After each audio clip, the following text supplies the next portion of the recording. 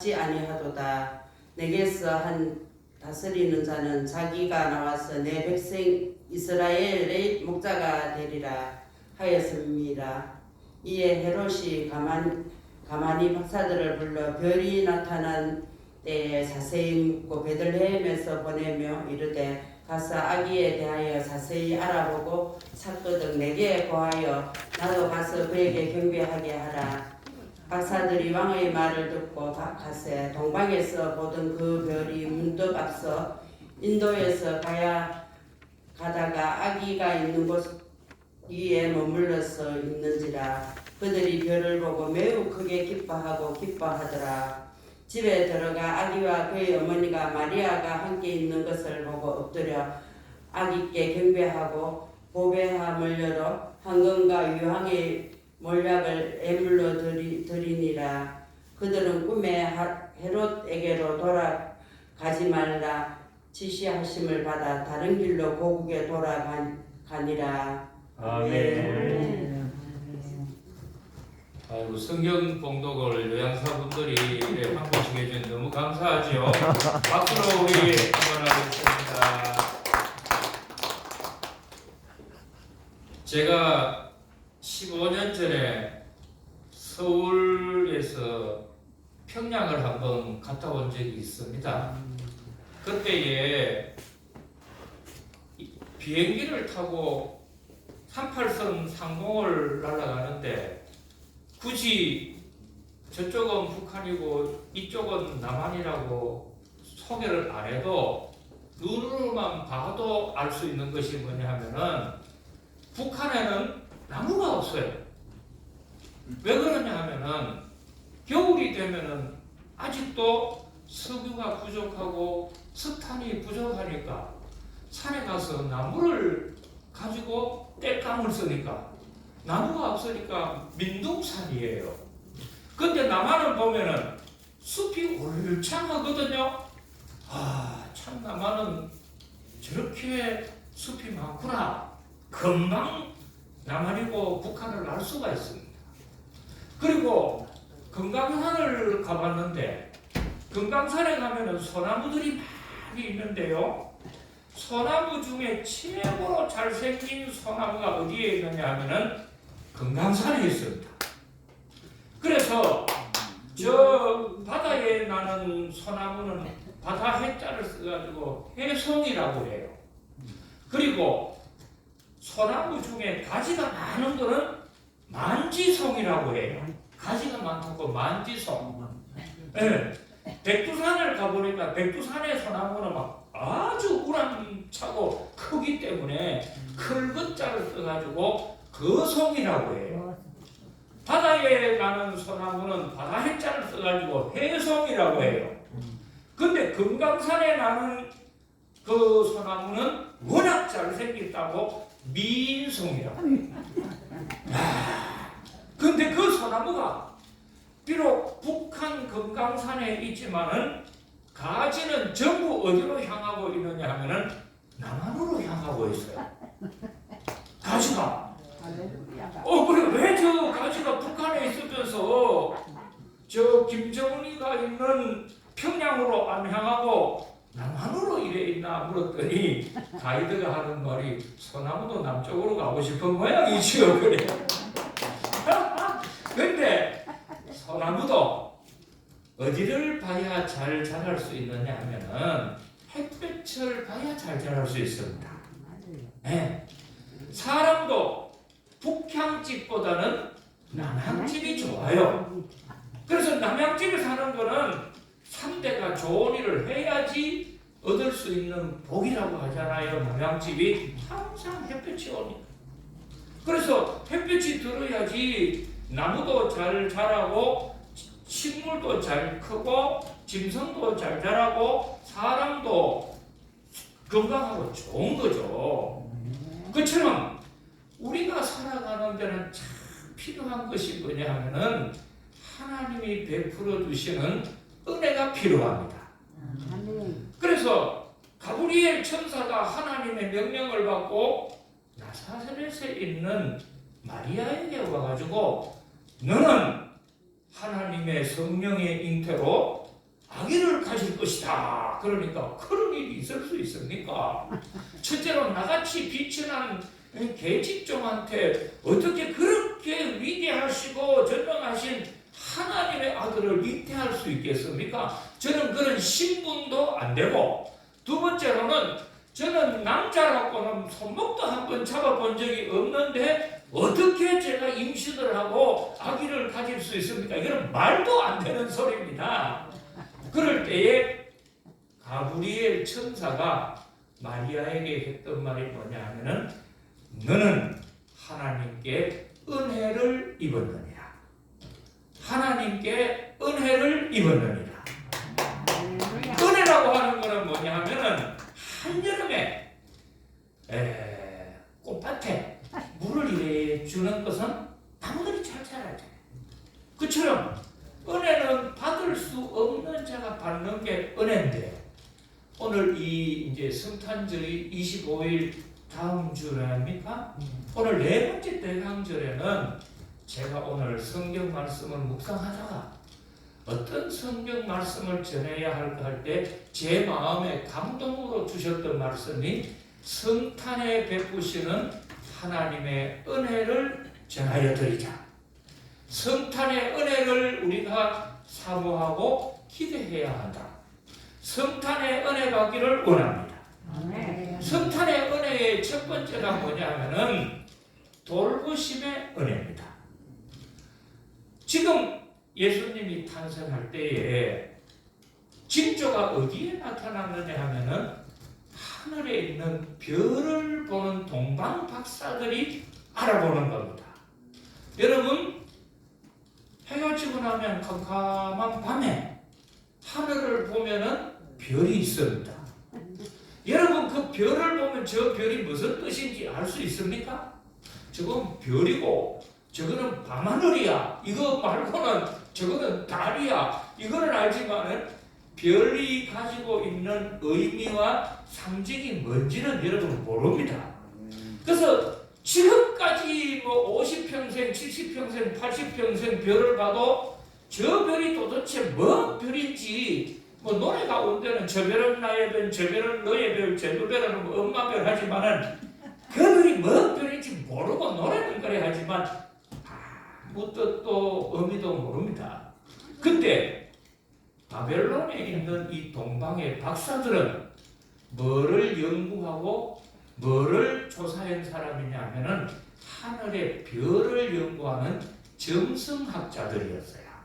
그래서 땅에 일어나는 모든 일들은 땅을 보고 아는 것이 아니고 하늘의 징조에 따라 가지고 땅이 움직이더라는 겁니다. 여러분, 고기를 잡는 어부들은 고기 잡으러 나가기 전에 뭐를 보느냐 하면은 전날 저녁에 달을 봅니다. 왜? 바닷물이 밀물이 될 건지 썰물이 될 건지 만조가 될 건지, 바닷물이 꽉 들어와가지고 차게 되는 만조가 될 건지, 다 썰물 되어 나가가지고 물이 줄어들어서 저만큼 가야 있는 간조가 될 건지는 바다를 보고 아는 것이 아니고, 그날 저녁에, 전날 저녁에 달이 보름달이냐, 검은달이냐, 반달이냐, 이걸 봐야 합니다. 그처럼 우리가 살아가는 모든 세상의 징조는 땅을 보는 사람은 모릅니다. 뭐 이런 말 저런 말 하지만 또 모르지만은 어디를 봐야 하느냐? 하늘의 길이 있고 하늘의 해답이 있고 하늘의 주님의 뜻이 있는 거예요. 그래서 이 사람들은 별을 딱 보다 깜짝 놀랍니다. 왜 놀라느냐? 여러분, 이제 좀 나이가 드신 분들도 계시고 젊은 분들도 계시지만은 태양을 중심으로 수성이라는 큰 별하고 화성, 목성, 토성, 금성, 지구, 이런 별들이 태양을 중심으로 돌아갑니다. 이런 별은 태양을 중심으로 돌아간다고 해서 행성이라고 하고, 뭐라고 해요? 행성, 움직일 행자, 행성이라고 하고, 별은 별인데 안 움직이는 별은 가만히 있다고 해가지고 함성이라고 그럽니다. 그리고 그리고 갑자기 어디로 막 나타나가지고 미친 듯이 확 나타나가지고는 꼬리에 비를 막 빛을 내고서는 어디로 또 순식간에 사라져 버리는 별은 태성이라고 그러고 있습니다. 근데 이 별을 연구하는 사람들이 별에다가 이름을 붙여줬는데 그 별의 이름 중에는 목성이라고 하는 별이 제일 큽니다. 그래서 지구보다 한 50배, 100배, 뭐 정확하게는 뭐 재본 사람이 없으니까 모르지요. 그러나 지구보다 월등히 큰 제일 큰 별을 목성이라고 하는데 이 목성이라고 하는 별을 뭐라고 옛날 사람들은 일컬었느냐 하면은 주피터라고 했어요.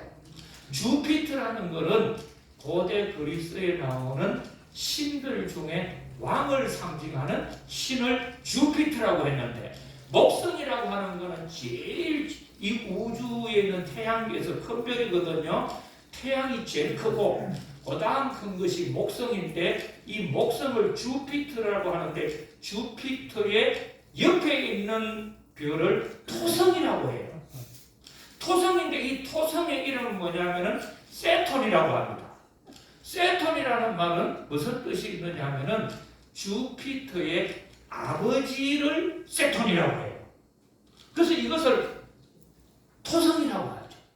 그리고 그 토성 옆에는 또 무슨 별이 있느냐 하면은 여러분 잘 아는 금성이 있어요. 근데 이 금성은 별을 뭐라고 하느냐 하면은 비너스라고 합니다. 이 인류 역사 가운데에 여자 신 중에 최고로 이쁜 여자를 비너스라고 해요. 비너스인데 비너스의 본래 이름은 뭐냐면은 아프로디테라고 합니다. 근데 이 아프로디테라고 하는 비너스는 처녀신이에요.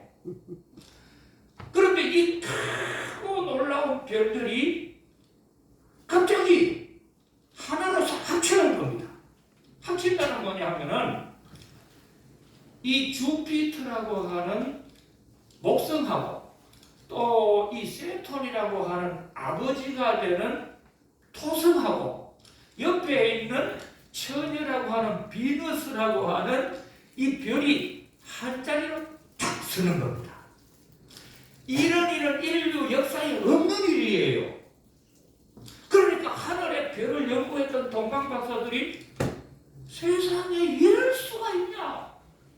그래가지고 도대체 저렇게 저 큰 별이 한 자리로 딱 연합하는 것이 뭐냐 하니까 아버지와 처녀가 통해가지고 아들 되는 주피터라고 하는 아들이 나왔다면은 이것은 온 세상을 다스리는 왕이 온다는 상징이다. 그러면 그 왕이 어디 오겠냐 하고 조사를 해보니까 성경에 그 뜻이 나오는데 유대 땅 이스라엘에 태어나신다는 겁니다. 할렐루야. 그래서 여러분 부동산을 할 때 집을 사거나 땅을 살 때 제일 잘 팔리고 돈이 비싼 지역을 무슨 권이라고 해요? 역세권이라고 해요. 역세권은 아무 데서나 다 잘 통하거든요. 그런데 이 지구상에 제일 길이 잘 통하는 역세권 땅이 어디에 있느냐 하면은 어딘 줄 아십니까? 이스라엘이에요. 이스라엘은 예수님이 태어나신 이스라엘은 유럽으로도 갈 수 있고 동쪽으로는 아시아로도 갈 수 있고 남쪽으로는 아프리카도 갈 수 있고 북쪽으로는 러시아에도 갈 수 있고 온 지구상의 센터의 중심의 역세권이 어디라고요? 이스라엘이에요. 그래서 이 동방에서 이스라엘까지는 거리가 몇 킬로 정도 될까 하고 조사를 해보니까 짧게 잡아도 6,000킬로. 부산에서 서울까지가 한 500킬로 되는데 이거 10배도 넘은 먼 길을 동방 박사들이 오는데 뭐를 보고 오느냐 하면은 별을 보고 오는 겁니다. 그거는 뭐냐? 놀라운 것이 돌보심의 은혜인데 원래 하나님은 백성이라고 하는 유대인 이스라엘에게만 은혜를 주시고 말씀을 주셨는데 저 멀리 있는 이방인들에게도 하늘을 바라보고 별을 바라보고 위를 바라보고 사는 사람들에게는 아무리 이방인이고 죄인이고 부족한 자라도 하나님은 초대를 하신다. 하나님은 은혜를 베풀어 주신다. 그래서 그런 뜻으로 하나님께서는 저 동방에 있는 이방인들을 초대를 별을 통해 가지고 하셨다는 거죠. 이런 걸 보면은 우리가 믿는 예수님은 뭐라고 하셨느냐? 내가 이 땅에 온 것은 의인을 부르러 온 것이 아니고 죄인을 부르러 오셨다. 건강한 사람에게는 의사가 필요 없지 않냐? 병들어야 의사가 필요한 것 같이 나라고 하는 예수는 누구가 필요하느냐?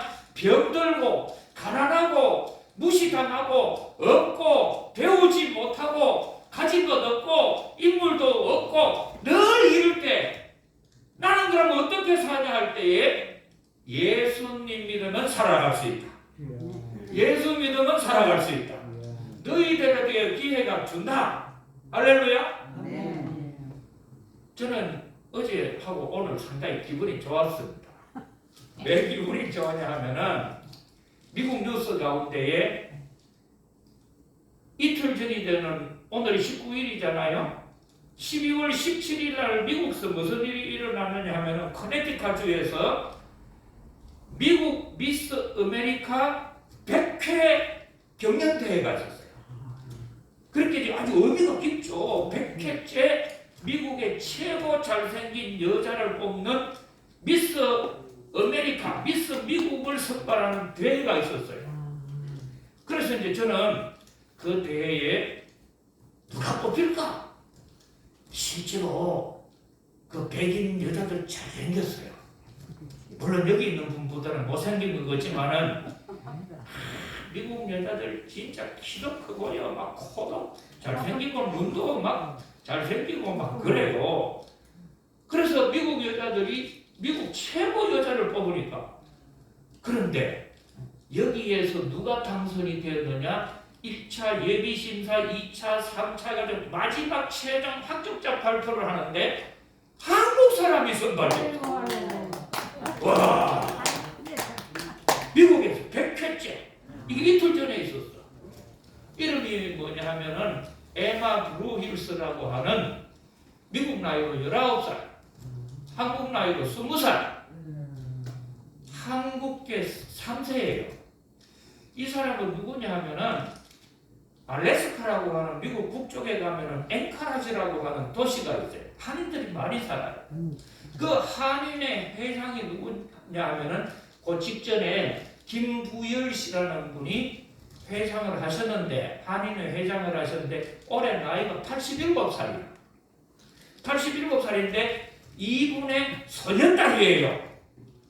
근데 이 소녀딸이 미국 전체에 제일 잘생긴 미스 미국으로 당선되었어요.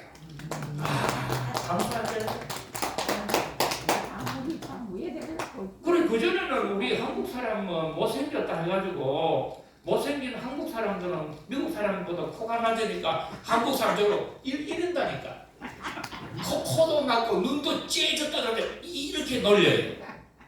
근데 지금 와가지고는 보세요. 미국에 올해 연말에 상을 주는데 최고로 유명한 영화 기생충 드라마로 뽑히고 우리나라 또 방탄소년단이 1등으로 뽑히고 또 한국의 3세대는 에마 브로힐스라고 하는 손녀딸이 미스 아메리카로 뽑히고 할렐루야. 그래서 저도 쌍둥이 손녀가 있거든요. 비록 올해 9살인데 제가 그랬어요. Look at this carefully. 이거 자세히 좀 봐라. 야, 너도 꿈 가지고 미스 아메리카 될 꿈을 가자. 왜? 그전에는 우리 같은 사람은 미국의 주류가 아니에요. 백인들 주류 사이에 우리 같은 황인종들 못생기고 힘없고 나약한 줄 한 한국 사람들은 명함도 못 내밀었는데 때가 되니까 하나님께서는 그 약한 자들도 기회를 주시고 불쌍한 자들에게도 은혜를 주시고 못 배운 사람에게도 은혜를 주시고 할렐루야. 예수님 안에는 길이 있습니다. 예수님 안에는 은혜가 있습니다. 할렐루야. 그리고 두 번째가 뭐냐 하면은 이 동방 박사들이 딱 예루살렘까지 별의 인도를 받고 왔는데 예루살렘에 딱 도착을 하니까 하늘에 별이 안 보이는 거야. 별이 안 보인다는 거는 뭐예요? 하늘이 가리워지는 거죠. 하늘에는 언제나 별이 있고 언제나 태양이 있지만 구름이 가리워지면 보이지가 않아. 도시에 들어오니까 구름이 가리워져서 별이 안 보이니까 야 이거 어떻게 찾지 하고 가보니까 이 유대인의 왕으로 오신 이가 어디서 태어날 것 같습니까? 물었더니 율법학자들, 대제사장들, 서기관들, 종교 지도자들이 단번에 합니다. 유대 땅 베들레헴에서 태어났다고 성경에 기록되어 있습니다. 그러면서 지식으로는 모르는 사람이 없어. 잘하는 거죠. 앞으로 메시아는 유대 다윗의 후손으로 베들레헴에 태어날 것이다. 다 알아요. 그런데 아무리 많이 아는 사람도 한 사람도 유대인 중에는 예수님을 찾아간 사람이 없었어요. 그러나 비록 하늘의 별을 보고 왔던 이방인 동방 박사들은 그 별을 보고 믿음을 가지고 간 거예요. 뭐를 가지고 갔어요? 믿음을 가지고. 그래서 제가 깜짝 놀란 것이 뭐냐면은 아는 것과 믿는 것은 다르다. 아는 것과 믿는 것은 다르다. 스님이 성경을 10번 보고 100번 보니까 잘 알아. 잘 알아. 아무리 알아도 예수님을 구주로 믿지를 않아. 그러면 성경 공부하는 게 참 좋지요. 성경을 10번 보고 100번 보고 하면 성경 내용을 너무 잘 알아. 근데 그 성경을 믿지를 않는 거죠. 그러나 이 동방의 박사들은 하늘의 별을 보고 이 땅에 메시아가 오신다.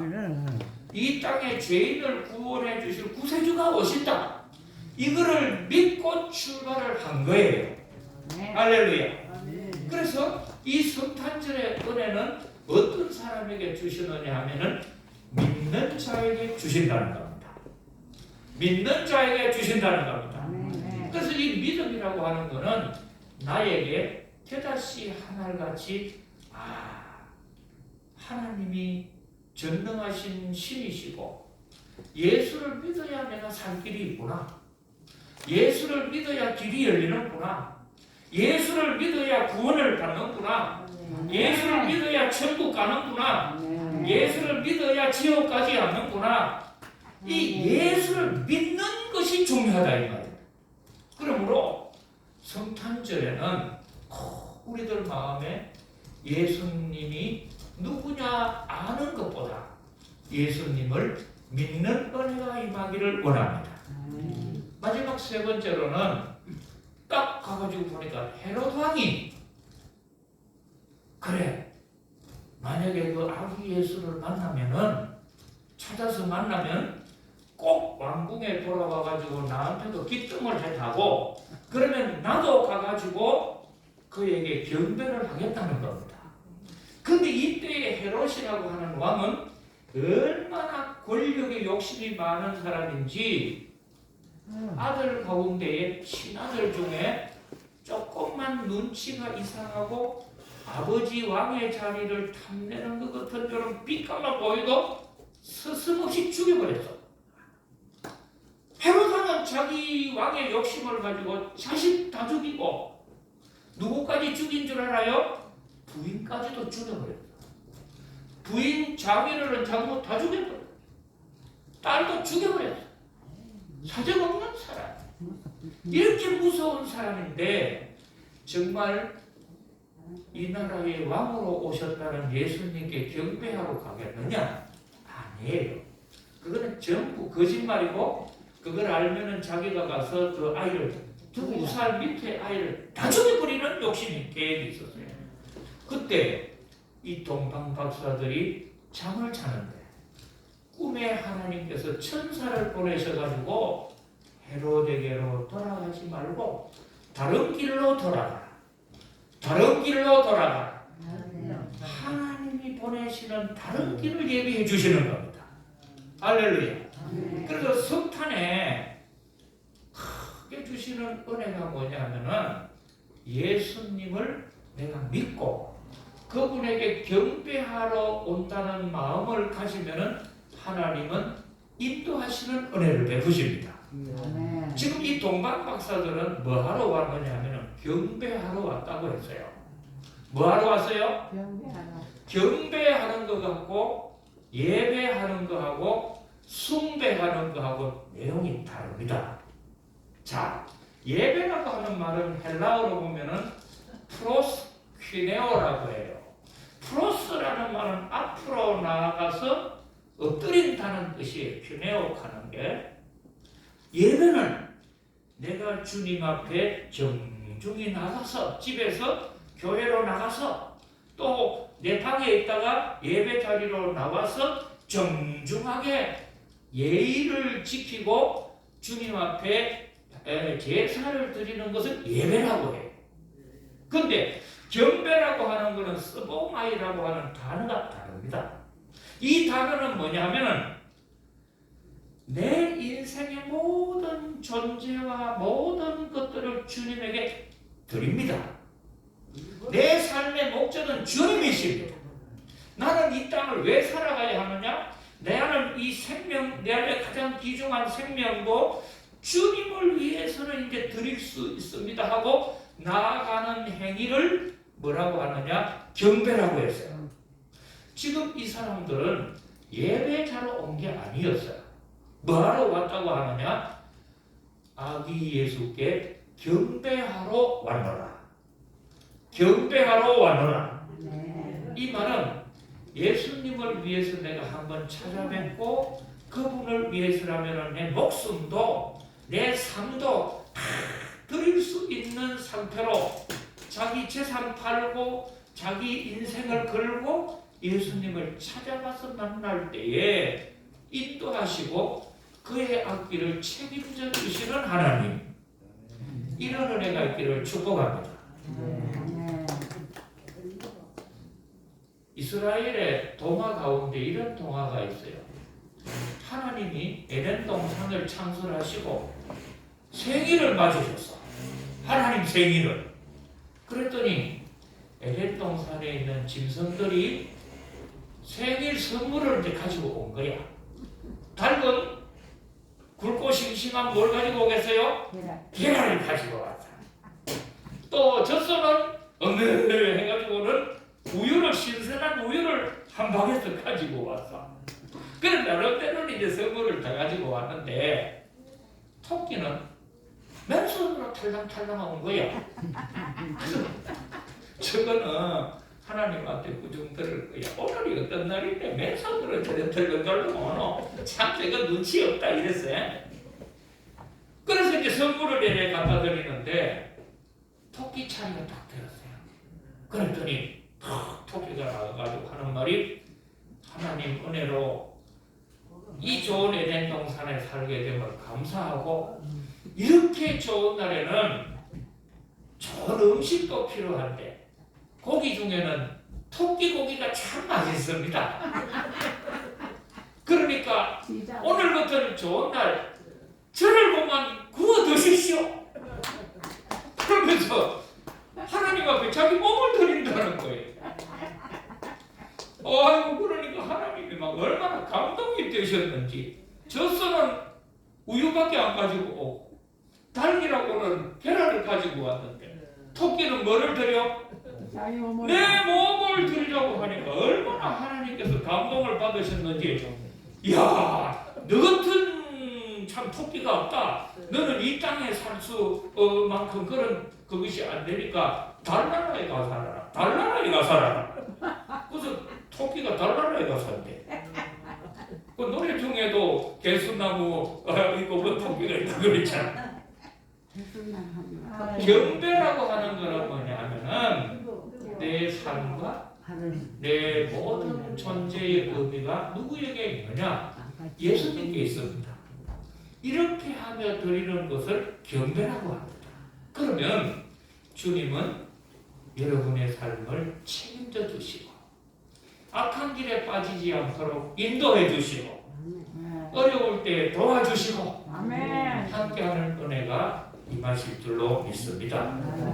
할렐루야. 기도하겠습니다. 하나님 아버지, 성탄이 가까이 올 때 멀고 먼 이방 나라에 동방 박사들을 하늘의 별을 보고 불러서 은혜를 베푸신 것처럼 오늘 이 자리에 성탄을 기다리는 모든 우리 강북 요양원 가족들 위해 성탄의 은혜를 내려 주옵소서. 예수님이